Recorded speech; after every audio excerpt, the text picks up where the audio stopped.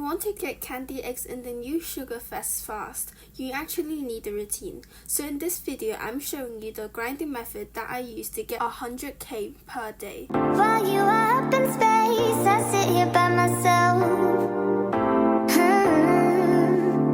Are you gonna spill the truth or waste your life away? Sitting on your fingertips, so I know what you'll say. Baby, don't bother, you know it hurts anyway.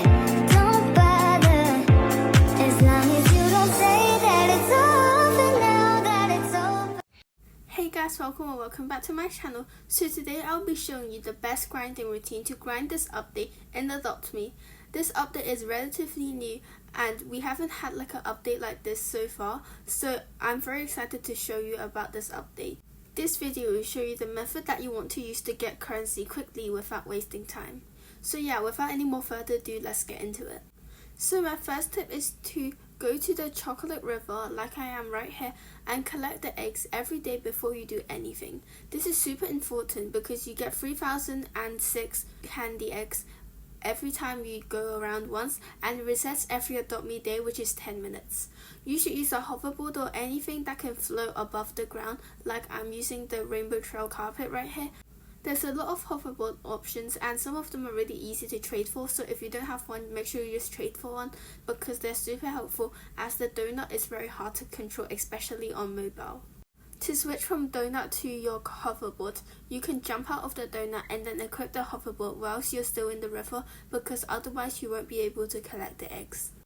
My second tip is to do the passport task for dices. Dices are super important if you want to get a lot more currency, and you can also have a chance of getting 2 of the new pets. As you can see from the task board here, you can do a lot of things to get dices. The dices can be rolled and you have a chance to get 1 to 6. In the game of sweets, when you go to gifts and you teleport up on top of the nursery, it's basically a board game where you can have a reward on every square you land on.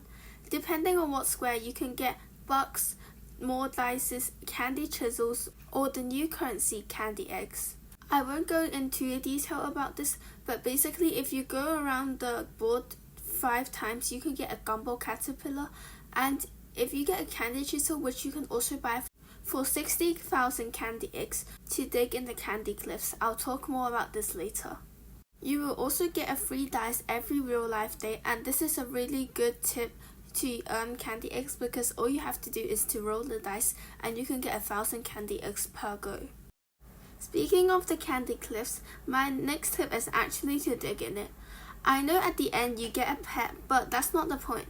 When you're digging, you can get a lot of dices, and the dices could get more candy eggs, as I said before.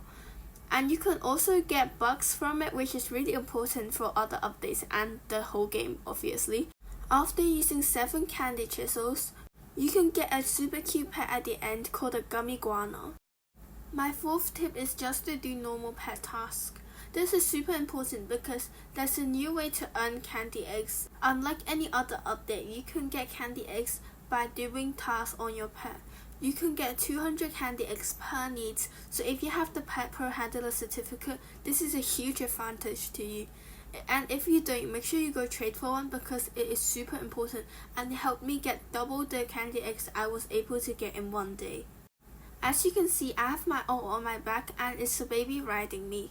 This is really important if you want to get more candy eggs on your ults, and you don't have to do the baby's needs because that might be a little bit much, but then you can have 2 or 3 pets depending if you have the Pet Pro Handler certificate, and it's really important because I was able to get a lot of candy eggs on my ult as well.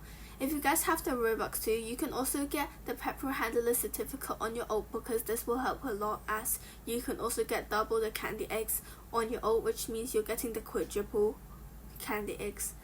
Unfortunately, you can't do your ult pets task to get candy eggs for you, but you can also save up on your ult, and at the end you could buy like pets with both your accounts, which is basically the same thing, so I definitely recommend doing this. My last but not least tip is to save currency until the end of the event.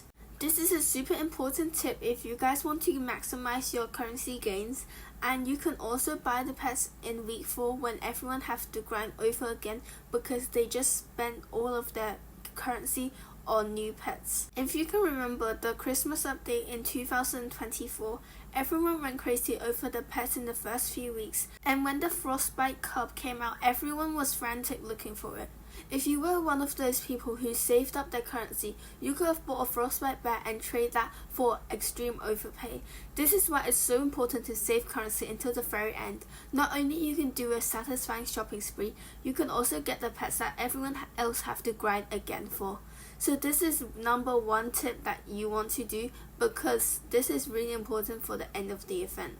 So if you use all my tips and save until the end of the event, by the end you could easily have 1 million candy eggs. So yeah, let me know what your favorite pet so far is.